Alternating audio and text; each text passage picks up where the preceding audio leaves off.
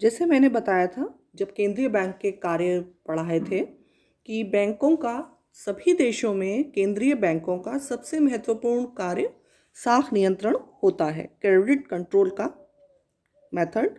क्या अपनाते हैं वो, ये क्या तरीके अपनाते हैं साख नियंत्रण के? दरअसल हम भारत के संदर्भ में बात करेंगे कि भारत में रिजर्व बैंक जब साख नियंत्रण करता है तो कौन से उपाय कार्य में लेता है।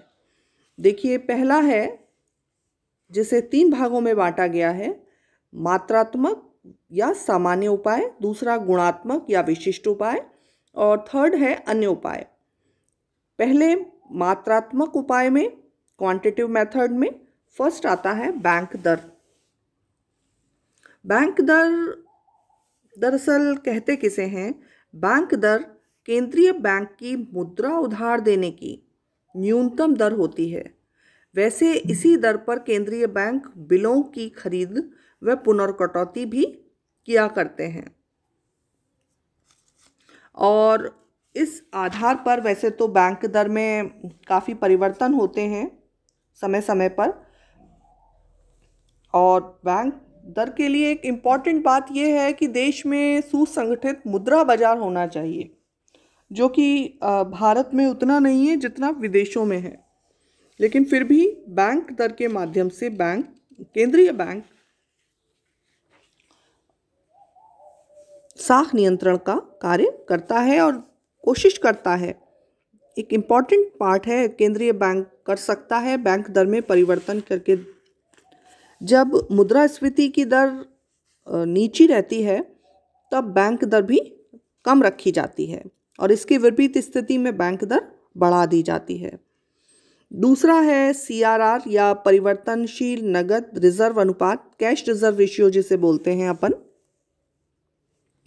इसके साथ ही दूसरा पार्ट है बैंकों के लिए जो वैधानिक तरलता अनुपात SLR जो रखा जाता है वो। दरअसल जो CRR है वो क्या है?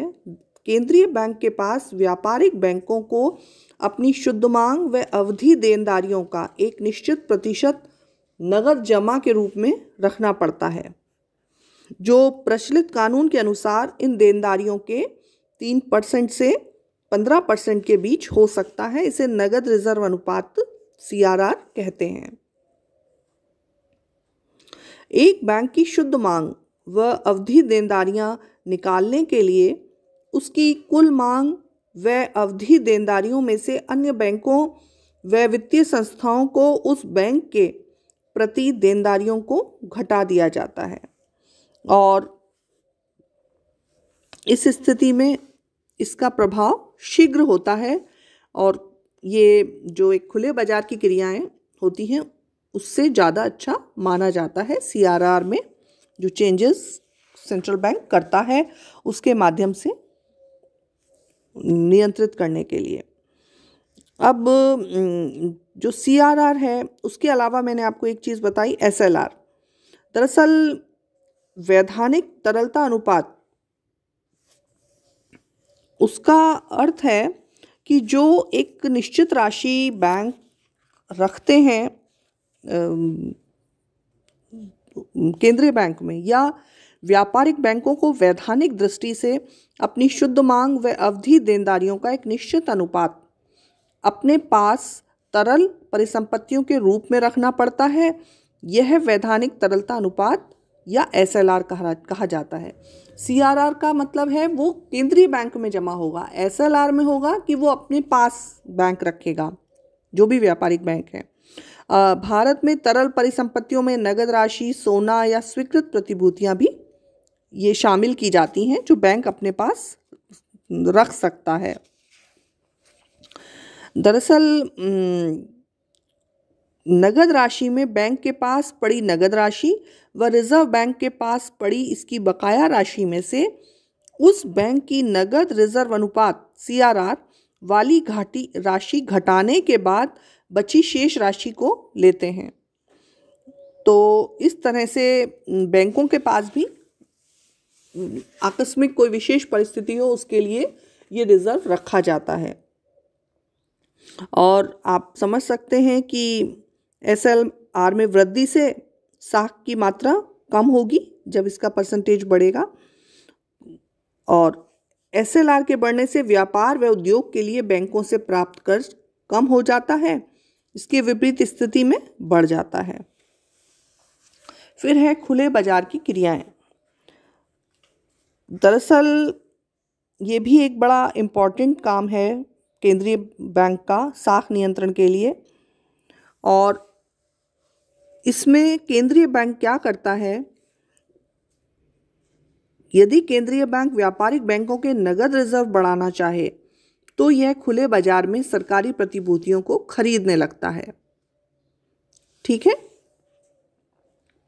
और ये जो खुले बाजार की क्रियाएं हैं उसमें सरकारी प्रतिभूतियों का जो बिक्री का प्रभाव है वो बहुत पड़ता है, और उसके उधार देने के कार्यक्रम में या इस व्यवस्था को बनाए रखने में केंद्रीय बैंक काफ़ी हस्तक्षेप करता है बैंकों के माध्यम से।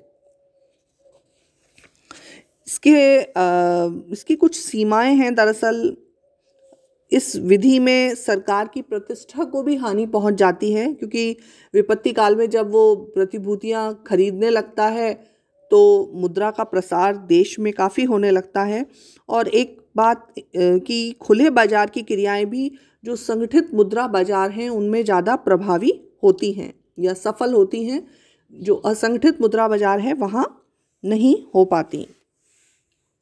इसके अलावा साख मॉनिटरिंग व्यवस्था, ये व्यवस्था भारत में 10 अक्टूबर 1988 को लागू की गई थी, कई बार लागू करी जा चुकी है, और इसके अंतर्गत बैंकों को पूरी जांच पड़ताल के बाद बड़े उधार लेने वालों को साख की स्वीकृति के अधिकार दिए जाते हैं, क्योंकि उधार देने के बाद जो देश में मुद्रा का प्रसार बहुत ज़्यादा हो जाता है, और इसलिए अब तो बैंकों को साख की मॉनिटरिंग के अधिकार ज़्यादा दिए गए हैं, जिससे इस व्यवस्था में साख मुद्रा का निर्माण ना हो। इसके बाद आता है साख नियंत्रण के गुणात्मक उपाय, और इसमें है न्यूनतम मार्जिन की आवश्यकताएं। दरअसल गुणात्मक उपाय का मतलब ये है कि साख नियंत्रण के जब सामान्य उपाय साख की लागत व साख की कुल मात्रा को प्रभावित करते हैं, जबकि विशिष्ट नियंत्रण उपाय जो होते हैं वो उपलब्ध साख की पूर्ति के वितरण को या साख के उपयोग को प्रभावित करते हैं। ये जो उपाय हैं गुणात्मक, अब जब साख दे ही दी है तो उसको नियंत्रित करने के क्या हो सकते हैं नियम, वो गुणात्मक उपाय होते हैं। तो न्यूनतम मार्जिन आवश्यकता है, इसमें जब ज़रूरत की जो न्यूनतम आवश्यकताएं हैं उनको उस वस्तु के लिए साख की मात्रा कम हो जाती है, और अगर सट्टेबाजी या संग्रह के लिए होने लगती है तो सरकार हस्तक्षेप करती है, और जो ज़रूरी चीज़ें हैं उनके लिए वो व्यवस्था करती है। फिर है उधार की न्यूनतम दरें। केंद्रीय बैंक व्यापारिक बैंकों की उधार देने की न्यूनतम दरों को बढ़ाकर भी साख नियंत्रण का प्रयास कर सकता है। इसमें जब अपन लोन लेते हैं तो उसकी जो न्यूनतम दरें हैं वो बढ़ भी सकती हैं, और इसमें वस्तुओं पर जो उधार की न्यूनतम दरों को बढ़ाने से उधार की राशि कम हो जाती है, और वस्तुओं की जो संबंधित वस्तु है उसकी कीमतें भी नियंत्रित हो जाती हैं। इसके अलावा उधार की अधिकतम सीमाएं, सरकार ये भी नियंत्रित करती है कि उधार की सीमा निर्धारित कर ले, क्योंकि केंद्रीय बैंक ही नियंत्रित करता है, और उससे जब अपन सीमा निर्धारित कर देंगे कि इससे ज़्यादा उधार नहीं दिया जाएगा, इतनी मुद्रा से ज़्यादा, तो साख नियंत्रण भी हो जाएगा और मुद्रास्फीति का भय कम हो जाएगा। इसके अलावा अन्य उपाय में है नैतिक दबाव। दरअसल समझाती है केंद्रीय बैंक, नैतिक दबाव डालती है, पत्र लिखती है कि साख को नियंत्रित करें, देश की वस्तु स्थिति बताती है अर्थव्यवस्था की। तो उस स्थिति में से ये कहते हैं नैतिक दबाव। फिर है प्रचार। सरकार प्रचार करती है विभिन्न माध्यम से, विज्ञापनों के माध्यम से कि साख की मात्रा कम करनी है, बैंक उधार ना दें। और लास्ट है प्रत्यक्ष कार्रवाई। जब बैंक नहीं मानते तो एक सीमा तक केंद्रीय बैंक नियंत्रित कर सकती है, व्यापारिक बैंकों को रोक सकती है, प्रतिबंध लगा सकती है, लेकिन फिर भी इन सबको लागू करने में जब कठिनाई आती है तो प्रत्यक्ष कार्रवाई की जाती है। हालांकि ये स्थिति व्यावहारिक रूप में बहुत कम मात्रा में देखने में मिली है। ऐसा कभी हुआ नहीं है कि व्यापारिक बैंकों पर केंद्रीय बैंक ने एक्शन लिया हो और प्रत्यक्ष कार्रवाई की हो साख मुद्रा के मामले में।